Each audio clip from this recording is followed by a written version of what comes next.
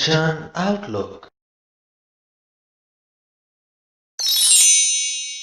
Satnam Shri Waheguru ji. Comment section ਦੇ ਵਿੱਚ Waheguru type ਕਰਕੇ ਫਤਿਹ ਕਬੂਲ ਕਰੋ ਜੀ।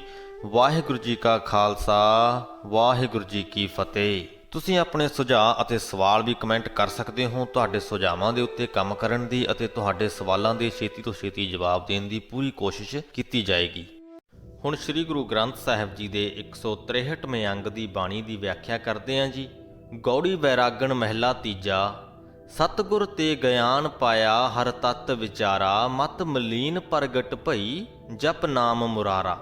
ਕਹਿੰਦੇ ਜਿਨ੍ਹਾਂ ਮਨੁੱਖਾਂ ਨੇ ਸੱਚੇ ਗੁਰੂ ਤੋਂ ਇਹ ਗਿਆਨ ਹਾਸਲ ਕੀਤਾ ਹੈ ਕਿ ਪ੍ਰਮਾਤਮਾ ਦੇ ਨਾਲ ਡੂੰਘੀ ਸਾਂਝ ਕਿਸ ਤਰ੍ਹਾਂ ਪਾਉਣੀ ਹੈ, ਉਹਨਾਂ ਨੇ ਤੱਤ ਨੂੰ ਵਿਚਾਰ ਲਿਆ ਹੈ, ਅਸਲੀਅਤ ਨੂੰ ਵਿਚਾਰ ਲਿਆ ਹੈ।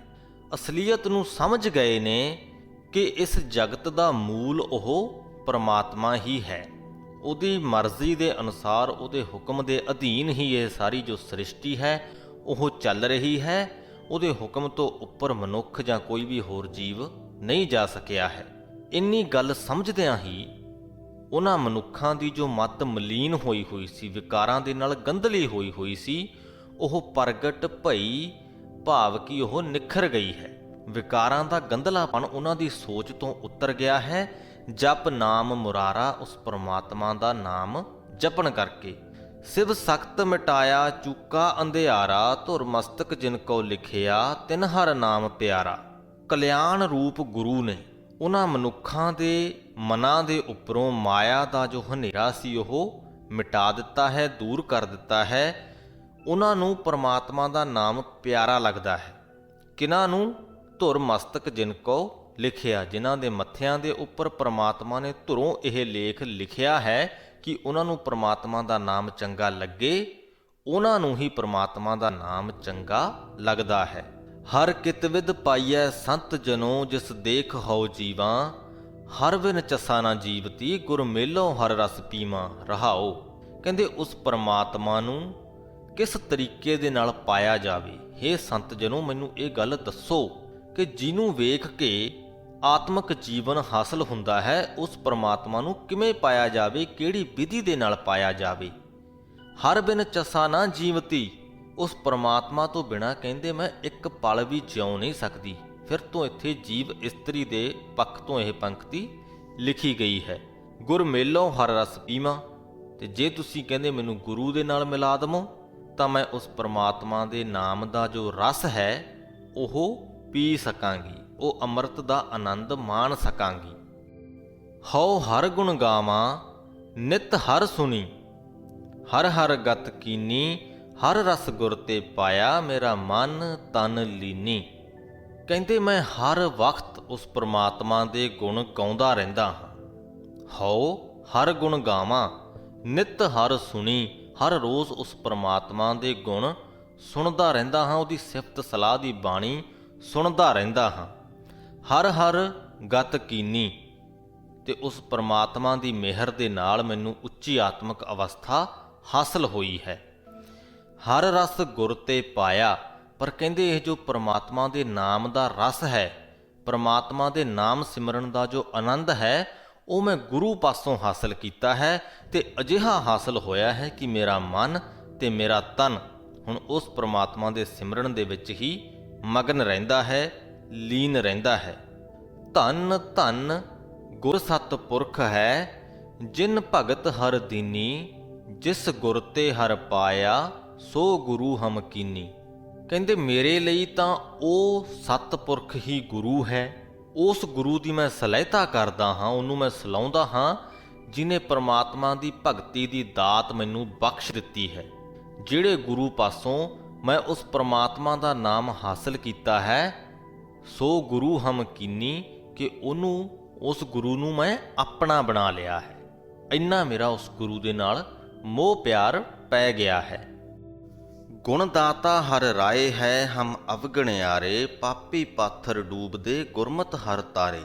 ਕਹਿੰਦੇ ਉਹ ਜੋ ਹਰ ਰਾਏ ਪਰਮਾਤਮਾ ਹੈ, ਇਸ ਦੁਨੀਆ ਦਾ ਸ਼ਹਿਨਸ਼ਾਹ ਪਰਮਾਤਮਾ ਹੈ, ਉਹ ਗੁਣ ਦਾਤਾ ਹੈ।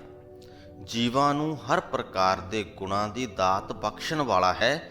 ਤੇ ਹਮ ਭਾਵ ਕਿ ਅਸੀਂ ਜੋ ਜੀਵ ਹਾਂ, ਅਸੀਂ ਅਵਗਣਿਆਰੇ ਹਾਂ, ਔਗਣਾਂ ਦੇ ਨਾਲ ਭਰੇ ਹੋਏ ਹਾਂ। ਤੇ ਉਹਨਾਂ ਔਗਣਾਂ ਦਾ ਭਾਰ ਸਾਡੇ ਉੱਪਰ ਇੰਨਾ ਜ਼ਿਆਦਾ ਹੈ ਕਿ ਜਿਸ ਤਰ੍ਹਾਂ ਭਾਰੇ ਪੱਥਰ ਪਾਣੀ ਦੇ ਵਿੱਚ ਡੁੱਬ ਜਾਂਦੇ ਨੇ, ਸਮੁੰਦਰਾਂ ਦੇ ਵਿੱਚ ਡੁੱਬ ਜਾਂਦੇ ਨੇ, ਉਸੇ ਤਰ੍ਹਾਂ ਹੀ ਔਗਣਾਂ ਦੇ ਨਾਲ ਭਰੇ ਹੋਏ ਮਨੁੱਖ ਸੰਸਾਰ ਸਮੁੰਦਰ ਦੇ ਵਿੱਚ ਡੁੱਬ ਜਾਂਦੇ ਨੇ। ਪਾਪੀ ਪਾਥਰ ਡੂਬਦੇ, ਕਿ ਜੋ ਪਾਪੀ ਨੇ ਉਹ ਵੀ ਪੱਥਰਾਂ ਦੇ ਵਾਂਗ ਡੁੱਬਦੇ ਨੇ, ਪਰ ਗੁਰਮਤਿ ਹਰਿ ਤਾਰੇ। ਪਰ ਜੋ ਗੁਰੂ ਦੀ ਮੱਤ ਹੈ, ਗੁਰੂ ਦੀ ਸਿੱਖਿਆ ਹੈ ਤੇ ਉਹ ਪ੍ਰਮਾਤਮਾ ਦਾ ਨਾਮ ਹੈ, ਉਹ ਸਾਨੂੰ ਇਸ ਸੰਸਾਰ ਸਮੁੰਦਰ ਦੇ ਵਿੱਚ ਡੁੱਬਣ ਤੋਂ ਬਚਾਉਂਦੇ ਨੇ, ਸਾਨੂੰ ਇਸ ਤੋਂ ਪਾਰ ਲੈ ਜਾਂਦੇ ਨੇ। ਤੂੰ ਗੁਣ ਦਾਤਾ ਨਿਰਮਲਾ ਹਮ ਅਵਗਣਿਆਰੇ, ਹਰ ਸਰਨਾਗਤ ਰਾਖ ਲਿਹੋ ਮੂੜ ਮੁਗਧ ਨਿਸਤਾਰੇ।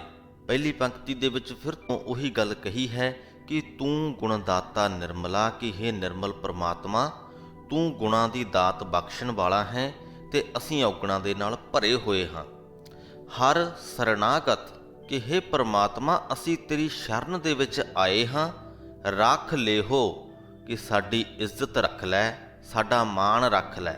ਮੂੜ ਮੁਗਧ ਤੋਂ ਭਾਵ ਕਿ ਮੂਰਖ ਤੇ ਮਹਾਮੂਰਖ, ਕਿ ਅਸੀਂ ਜੋ ਮੂਰਖ ਤੇ ਮਹਾਮੂਰਖ ਮਨੁੱਖ ਇਸ ਮਾਇਆ ਦੇ ਜਾਲਾਂ ਦੇ ਵਿੱਚ ਫਸੇ ਹੋਏ ਹਾਂ, ਸਾਨੂੰ ਤੂੰ ਇਸ ਸੰਸਾਰ ਸਮੁੰਦਰ ਤੋਂ ਪਾਰ ਲੰਘਾ ਦੇ। ਇੱਕ ਬੇਨਤੀ ਕੀਤੀ ਜਾ ਰਹੀ ਹੈ ਉਸ ਪਰਮਾਤਮਾ ਦੇ ਅੱਗੇ। ਸਹਿਜ ਆਨੰਦ ਸਦਾ ਗੁਰਮਤੀ, ਹਰ ਹਰ ਮਨ ਧਿਆਇਆ, ਸੱਜਣ ਹਰ ਪ੍ਰਭ ਪਾਇਆ, ਘਰ ਸੋਹਿਲਾ ਗਾਇਆ। ਗੁਰਮਤੀ ਤੋਂ ਭਾਵ ਕਿ ਜਿਹੜਾ ਮਨੁੱਖ ਗੁਰੂ ਦੀ ਮੱਤ ਦੇ ਉੱਤੇ ਚੱਲ ਰਿਹਾ ਹੈ, ਗੁਰੂ ਦੀਆਂ ਸਿੱਖਿਆਵਾਂ ਦੇ ਉੱਤੇ ਚੱਲ ਰਿਹਾ ਹੈ। ਸਹਿਜ ਆਨੰਦ ਸਦਾ ਗੁਰਮਤੀ, ਕਿ ਗੁਰੂ ਦੀ ਮੱਤ ਦੇ ਉੱਤੇ ਚੱਲਦਿਆਂ ਸਦਾ ਹੀ ਸਹਿਜ ਆਨੰਦ ਦੀ ਸਥਿਤੀ ਮਹਿਸੂਸ ਹੁੰਦੀ ਹੈ। ਸਾਡਾ ਜੋ ਜੀਵਨ ਹੈ ਉਹ ਆਨੰਦਮਈ ਹੋ ਜਾਂਦਾ ਹੈ। ਸਾਡਾ ਜੋ ਮਨ ਹੈ ਸਹਿਜ ਅਵਸਥਾ ਦੇ ਵਿੱਚ ਟਿਕ ਜਾਂਦਾ ਹੈ। ਹਰ ਹਰ ਮਨ ਧਿਆਇਆ, ਤੇ ਉਸ ਮਨ ਦੇ ਵਿੱਚ ਅਸੀਂ ਸਦਾ ਉਸ ਹਰੀ ਦਾ, ਉਸ ਪਰਮਾਤਮਾ ਦਾ ਨਾਮ ਧਿਆਉਂਦੇ ਰਹਿੰਦੇ ਹਾਂ। ਤੇ ਇਸ ਤਰ੍ਹਾਂ ਕਰਕੇ ਸੱਜਣ ਹਰ ਪ੍ਰਭ ਪਾਇਆ, ਅਸੀਂ ਸੱਜਣ ਰੂਪ ਉਸ ਪਰਮਾਤਮਾ ਨੂੰ ਪ੍ਰਾਪਤ ਕਰ ਲੈਂਦੇ ਹਾਂ। ਤੇ ਘਰ ਸੋਹਿਲਾ ਗਾਇਆ, ਤੇ ਫਿਰ ਸਾਡੇ ਹਿਰਦੇ ਘਰ ਦੇ ਵਿੱਚ ਸਦਾ ਹੀ ਸੋਹਿਲੇ ਗਾਏ ਜਾਂਦੇ ਨੇ, ਆਨੰਦਮਈ ਗੀਤ ਗਾਏ ਜਾਂਦੇ ਨੇ। ਹਰ ਦਇਆ ਧਾਰ ਪ੍ਰਭ ਬੇਨਤੀ, ਹਰ ਹਰ ਚੇਤਾਇਆ। ਕਹਿੰਦੇ ਹੇ ਪ੍ਰਮਾਤਮਾ ਦਇਆ ਧਾਰ, ਕਿ ਮੇਰੇ ਉੱਤੇ ਕਿਰਪਾ ਕਰ, ਮਿਹਰ ਕਰ। ਤੇਰੇ ਅੱਗੇ ਮੇਰੀ ਇਹ ਬੇਨਤੀ ਹੈ। ਹਰ ਹਰ ਚੇਤਾਇਆ, ਕਿ ਤੇਰਾ ਜੋ ਨਾਮ ਹੈ ਸਦਾ ਮੇਰੇ ਚੇਤੇ ਦੇ ਵਿੱਚ ਰਹੇ, ਮੈਂ ਸਦਾ ਤੈਨੂੰ ਧਿਆਉਂਦਾ ਰਹਾਂ। ਜਨ ਨਾਨਕ ਮੰਗੈ ਧੂੜ ਤਿਨ, ਜਿਨ ਸਤਿਗੁਰ ਪਾਇਆ। ਕਹਿੰਦੇ ਨਾਨਕ ਤੁਹਾਡੇ ਪਾਸੋਂ ਉਹਨਾਂ ਮਨੁੱਖਾਂ ਦੇ ਚਰਨਾਂ ਦੀ ਧੂੜ ਮੰਗਦਾ ਹੈ ਜਿਨ੍ਹਾਂ ਨੇ ਸੱਚੇ ਗੁਰੂ ਪਾਸੋਂ ਤੁਹਾਡਾ ਨਾਮ ਪ੍ਰਾਪਤ ਕੀਤਾ ਹੈ। ਗੌੜੀ ਗੁਆਰਰੀ ਮਹਿਲਾ ਚੌਥਾ, ਚੌਪਦੇ ਇੱਕ ਓੰਕਾਰ ਸਤਿਗੁਰ ਪ੍ਰਸਾਦ। ਪੰਡਤ ਸਾਸਤ ਸਿਮਰਤ ਪੜ੍ਹਿਆ, ਜੋਗੀ ਗੋਰਖ ਗੋਰਖ ਕਰਿਆ, ਮੈਂ ਮੂਰਖ ਹਰ ਹਰ ਜਪ ਪੜ੍ਹਿਆ। ਕਹਿੰਦੇ ਜੋ ਪੰਡਤ ਹੈ ਉਸਨੇ ਸ਼ਾਸਤਰ ਤੇ ਸਮਿਰਤੀਆਂ ਪੜ੍ਹੀਆਂ ਨੇ, ਗਿਆਨ ਹਾਸਲ ਕੀਤਾ ਹੈ, ਵਿਦਵਾਨ ਬਣ ਗਿਆ ਹੈ, ਪਰ ਉਹ ਇਸ ਵਿਦਵਤਾ ਦਾ ਗੁਣਗਾਨ ਕਰਦਾ ਹੈ, ਮਾਣ ਕਰਦਾ ਹੈ ਕਿ ਮੈਂ ਵਿਦਵਾਨ ਹਾਂ। ਉਸੇ ਤਰ੍ਹਾਂ ਹੀ ਜੋ ਜੋਗੀ ਹੈ ਉਹ ਆਪਣੇ ਗੁਰੂ ਗੋਰਖ ਦਾ ਗੁਣਗਾਨ ਕਰਦਾ ਰਹਿੰਦਾ ਹੈ। ਜੋਗੀ ਗੋਰਖ ਗੋਰਖ ਕਰਿਆ, ਪਰ ਮੈਂ ਮੂਰਖ ਹਰ ਹਰ ਜਪ ਪੜ੍ਹਿਆ। ਕਹਿੰਦੇ ਪਰ ਮੈਂ ਮੂਰਖ ਨੇ ਉਸ ਪ੍ਰਮਾਤਮਾ ਦਾ ਨਾਮ ਹੀ ਜਪਣਾ ਸਿੱਖਿਆ ਹੈ। ਇੱਥੇ ਸਮਝਣ ਵਾਲੀ ਗੱਲ ਇਹ ਹੈ ਕਿ ਜੋ ਪੰਡਤ ਹੈ ਉਹ ਆਪਣੇ ਆਪ ਦੇ ਉੱਤੇ ਮਾਣ ਕਰਦਾ ਹੈ, ਆਪਣੇ ਆਪ ਨੂੰ ਵੱਡਾ ਸਮਝਦਾ ਹੈ ਕਿ ਉਸਨੇ ਗਿਆਨ ਹਾਸਲ ਕਰ ਲਿਆ ਹੈ। ਉਸੇ ਤਰ੍ਹਾਂ ਹੀ ਜੋ ਜੋਗੀ ਹੈ ਉਹ ਵੀ ਆਪਣੇ ਆਪ ਨੂੰ ਵੱਡਾ ਸਮਝਦਾ ਹੈ, ਕਿਉਂਕਿ ਉਹਨੇ ਸਮਾਧੀ ਆਦਿਕ ਕੁਝ ਸਿੱਖਿਆਵਾਂ ਸਿੱਖ ਲਈਆਂ ਨੇ। ਪਰ ਗੁਰੂ ਜੀ ਉਸ ਪਰਮਾਤਮਾ ਨੂੰ ਵੱਡਾ ਸਮਝਦੇ ਨੇ, ਉਸ ਪਰਮਾਤਮਾ ਨੂੰ ਉੱਪਰ ਰੱਖਦੇ ਨੇ। ਨਾ ਜਾਣਾ ਕਿਆ ਗਤ ਰਾਮ ਹਮਾਰੀ। ਕਹਿੰਦੇ ਮੈਂ ਨਹੀਂ ਜਾਣਦਾ ਕਿ ਹੇ ਰਾਮ, ਹੇ ਪ੍ਰਮਾਤਮਾ, ਮੇਰੀ ਕੀ ਆਤਮਿਕ ਅਵਸਥਾ ਹੋਵੇਗੀ। ਹੁਣ ਇੱਥੇ ਇਹ ਪੰਕਤੀ ਇੰਨੀ ਹੀ ਹੈ ਕਿ ਨਾ ਜਾਣਾ ਕਿਆ ਗਤ ਰਾਮ ਹਮਾਰੀ, ਕਿ ਮੈਂ ਨਹੀਂ ਜਾਣਦਾ ਹੇ ਰਾਮ ਕਿ ਮੇਰੀ ਕਿੱਦਾਂ ਦੀ ਆਤਮਿਕ ਅਵਸਥਾ ਹੋਏਗੀ, ਪਰ ਕਿਉਂ ਹੋਏਗੀ ਇਹਦੇ ਬਾਰੇ ਕੋਈ ਜ਼ਿਕਰ ਨਹੀਂ ਕੀਤਾ ਗਿਆ ਹੈ। ਤਾਂ ਇੱਥੇ ਅਸੀਂ ਥੋੜ੍ਹਾ ਜਿਹਾ ਅੰਦਾਜ਼ਾ ਲਗਾ ਸਕਦੇ ਹਾਂ ਕਿ ਜੇਕਰ ਮੈਂ ਤੇਰਾ ਨਾਮ ਭੁਲਾ ਦਿੱਤਾ ਤਾਂ ਮੇਰੀ ਕੀ ਹਾਲਤ ਹੋਏਗੀ, ਜਾਂ ਫਿਰ ਜੇਕਰ ਮੈਂ ਪੰਡਤ ਜਾਂ ਜੋਗੀ ਦੇ ਵਾਂਗ ਆਪਣੇ ਆਪ ਦੇ ਉੱਤੇ ਮਾਣ ਕਰਨ ਲੱਗ ਗਿਆ ਤਾਂ ਮੇਰੀ ਕੀ ਹਾਲਤ ਹੋਏਗੀ। ਅੱਗੇ ਕਹਿੰਦੇ, ਹਰ ਭਜ ਮਨ ਮੇਰੇ ਤਰ ਭੌਜਲ ਤੂੰ ਤਾਰੀ ਰਹਾਓ। ਕਹਿੰਦੇ ਹੇ ਮੇਰੇ ਮਨ, ਹਰ ਭਜ, ਉਸ ਹਰੀ ਦਾ ਭਜਨ ਕਰ, ਉਸ ਪ੍ਰਮਾਤਮਾ ਦਾ ਨਾਮ ਦਾ ਗੁਣਗਾਨ ਕਰ। ਤੇ ਇਸ ਤਰ੍ਹਾਂ ਕਰਕੇ ਤਰ ਭੌਜਲ ਤੂੰ ਤਾਰੀ, ਤੇ ਤਾਰੀ ਲਾ ਕੇ ਇਸ ਭੌਜਲ ਨੂੰ, ਇਸ ਸੰਸਾਰ ਸਮੁੰਦਰ ਨੂੰ ਤਰ ਜਾ। ਸੰਨਿਆਸੀ ਵਿਭੂਤ ਲਾਏ ਦੇਹ ਸਵਾਰੀ, ਪਰ ਤ੍ਰੇ ਤਿਆਗ ਕਰੀ ਬ੍ਰਹਮਚਾਰੀ। ਮੈਂ ਮੂਰਖ ਹਰ ਆਸ ਤੁਮਾਰੀ।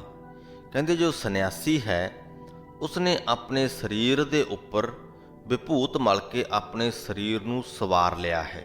ਉਹ ਪਰਾਈ ਇਸਤਰੀ ਦਾ ਤਿਆਗ ਕਰਕੇ ਆਪਣੇ ਆਪ ਨੂੰ ਬ੍ਰਹਮਚਾਰੀ ਸਮਝਦਾ ਹੈ, ਤੇ ਇਸ ਪ੍ਰਕਿਰਿਆ ਨੂੰ ਹੀ ਉਹਨੇ ਆਪਣੇ ਜੀਵਨ ਦਾ ਆਸਰਾ ਬਣਾਇਆ ਹੋਇਆ ਹੈ। ਤੇ ਮੈਂ ਜੋ ਕਿ ਗ੍ਰਹਿਸਥ ਦੇ ਵਿੱਚ ਰਹਿ ਰਿਹਾ ਹਾਂ, ਉਹਨਾਂ ਦੇ ਲਈ ਮੈਂ ਮੂਰਖ ਹਾਂ। ਪਰ ਮੈਂ ਮੂਰਖ ਦੇ ਲਈ ਹੇ ਪ੍ਰਮਾਤਮਾ, ਤੇਰਾ ਨਾਮ ਹੀ ਜ਼ਿੰਦਗੀ ਦਾ ਆਸਰਾ ਹੈ। ਖੱਤਰੀ ਕਰਮ ਕਰੇ ਸੂਰਤਨ ਪਾਵੈ, ਸੂਦ ਵੈਸ ਪਰ ਕਿਰਤ ਕਮਾਵੈ। ਜੋ ਖੱਤਰੀ ਹੈ ਉਹ ਸੂਰਮਤਾ ਵਾਲੇ ਕਾਰਜ ਕਰਦਾ ਹੈ, ਤੇ ਸੂਰਮਤਾ ਦੇ ਕਾਰਜਾਂ ਦੇ ਵਿੱਚੋਂ ਹੀ ਨਾਮਣਾ ਖੱਟਦਾ ਹੈ। ਜੋ ਸ਼ੂਦਰ ਨੇ ਉਹ ਦੂਜਿਆਂ ਦੀ ਸੇਵਾ ਦੇ ਵਿੱਚ ਵਿਅਸਤ ਨੇ, ਤੇ ਜੋ ਵੈਸ਼ ਨੇ ਉਹ ਵਣਜ ਆਦਿਕ ਕਰਦੇ ਨੇ, ਤੇ ਇਹਨਾਂ ਕਾਰਜਾਂ ਦੇ ਵਿੱਚ ਹੀ ਉਹਨਾਂ ਨੇ ਆਪਣੇ ਆਪ ਨੂੰ ਮਗਨ ਕੀਤਾ ਹੋਇਆ ਹੈ। ਇਹ ਕਾਰਜ ਹੀ ਉਹਨਾਂ ਦੀ ਜੀਵਨ ਦੇ ਆਸਰੇ ਬਣੇ ਹੋਏ ਨੇ। ਪਰ ਮੈਂ ਮੂਰਖ ਹਰ ਨਾਮ ਛਡਾਵੈ। ਪਰ ਕਹਿੰਦੇ ਮੈਂ ਮੂਰਖ ਨੂੰ ਇਸ ਗੱਲ ਦਾ ਯਕੀਨ ਹੈ ਕਿ ਇਸ ਸੰਸਾਰ ਸਮੁੰਦਰ ਤੋਂ ਪਾਰ ਲੰਘਾਉਣ ਵਾਲਾ ਸਿਰਫ ਪਰਮਾਤਮਾ ਦਾ ਨਾਮ ਹੈ। ਵਿਕਾਰਾਂ ਤੋਂ ਛੁਟਕਾਰਾ ਦਿਵਾਉਣ ਵਾਲਾ ਸਿਰਫ ਪਰਮਾਤਮਾ ਦਾ ਨਾਮ ਹੈ। ਸਭ ਤੇਰੀ ਸ੍ਰਿਸ਼ਟ ਤੂੰ ਆਪ ਰਹਿਆ ਸਮਾਈ, ਗੁਰਮੁਖ ਨਾਨਕ ਦੇ ਵਡਿਆਈ। ਮੈਂ ਅੰਧਲੇ ਹਰ ਟੇਕ ਟਿਕਾਈ। ਕਹਿੰਦੇ ਇਹ ਸ੍ਰਿਸ਼ਟੀ ਤੇ ਇਸ ਸ੍ਰਿਸ਼ਟੀ ਦੇ ਸਾਰੇ ਹੀ ਜੀਵ ਤੇਰੇ ਹੀ ਰਚੇ ਹੋਏ ਨੇ, ਸਾਰਿਆਂ ਦੇ ਵਿੱਚ ਤੂੰ ਹੀ ਸਮਾਇਆ ਹੋਇਆ ਹੈ। ਉਹਨਾਂ ਦੇ ਆਪਣੇ ਵੱਸ ਦੀ ਗੱਲ ਨਹੀਂ ਹੈ। ਉਹਨਾਂ ਨੂੰ ਜੋ ਤੂੰ ਸੁਝਾਉਣਾ ਹੈ ਉਹ ਉਸੇ ਪ੍ਰਕਾਰ ਦਾ ਹੀ ਸੋਚਦੇ ਨੇ। ਹੇ ਨਾਨਕ, ਜਿਹੜੇ ਮਨੁੱਖਾਂ ਨੂੰ ਪ੍ਰਮਾਤਮਾ ਗੁਰੂ ਦੇ ਲੜ ਲਾ ਦਿੰਦਾ ਹੈ ਉਹ ਗੁਰਮੁਖ ਬਣ ਕੇ ਵਡਿਆਈ ਖੱਟ ਲੈਂਦੇ ਨੇ। ਕਹਿੰਦੇ ਮੈਂ ਅੰਧਲੇ ਨੇ, ਮੈਂ ਮੂਰਖ ਨੇ, ਅੰਨੇ ਨੇ, ਉਸ ਪ੍ਰਮਾਤਮਾ ਦੇ ਨਾਮ ਦੇ ਵਿੱਚ ਹੀ ਆਪਣੀ ਟੇਕ ਟਿਕਾਈ ਹੋਈ ਹੈ, ਆਪਣੀ ਆਸ ਉਸ ਪ੍ਰਮਾਤਮਾ ਦੇ ਨਾਮ ਦੇ ਵਿੱਚ ਹੀ ਲਾਈ ਹੋਈ ਹੈ। ਇਸ ਦੇ ਨਾਲ ਹੀ ਸ੍ਰੀ ਗੁਰੂ ਗ੍ਰੰਥ ਸਾਹਿਬ ਜੀ ਦੇ 163ਵੇਂ ਅੰਗ ਦੀ ਬਾਣੀ ਦੀ ਵਿਆਖਿਆ ਦੀ ਸਮਾਪਤੀ ਹੁੰਦੀ ਹੈ ਜੀ। ਇਹ ਜੋ ਆਖਰੀ ਵਾਲਾ ਸ਼ਬਦ ਅਸੀਂ ਪੜ੍ਹਿਆ ਹੈ, ਇਹਦੇ ਵਿੱਚੋਂ ਜੋ ਸਮਝਣ ਵਾਲੀ ਗੱਲ ਇਹ ਹੈ ਕਿ ਕੁਝ ਮਨੁੱਖ ਨੇ ਜਿਹੜੇ ਕਿ ਸੰਸਾਰਕ ਪ੍ਰਕਿਰਿਆਵਾਂ ਦੇ ਵਿੱਚ ਹੀ ਆਪਣੇ ਜੀਵਨ ਨੂੰ ਟਿਕਾਈ ਬੈਠੇ ਨੇ।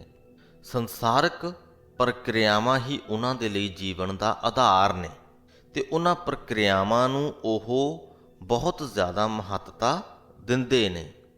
ਪਰ ਜੋ ਗੁਰਮੁਖ ਮਨੁੱਖ ਹੈ ਉਹ ਉਸ ਪ੍ਰਮਾਤਮਾ ਦੇ ਨਾਮ ਨੂੰ ਸਭ ਤੋਂ ਉੱਚੀ ਮਹੱਤਤਾ ਬਖਸ਼ਦਾ ਹੈ, ਕਿਉਂਕਿ ਉਹ ਜਾਣਦਾ ਹੈ ਕਿ ਜੋ ਸਾਡੇ ਮਨ ਨੂੰ ਸਥਿਰਤਾ ਮਿਲਣੀ ਹੈ, ਜੋ ਸਹਿਜ ਆਨੰਦ ਮਿਲਣਾ ਹੈ, ਉਹ ਸੰਸਾਰਕ ਪ੍ਰਕਿਰਿਆਵਾਂ 'ਚੋਂ ਨਹੀਂ ਮਿਲਣਾ, ਉਹ ਉਸ ਪ੍ਰਮਾਤਮਾ ਦੇ ਨਾਮ 'ਚੋਂ ਮਿਲਣਾ ਹੈ।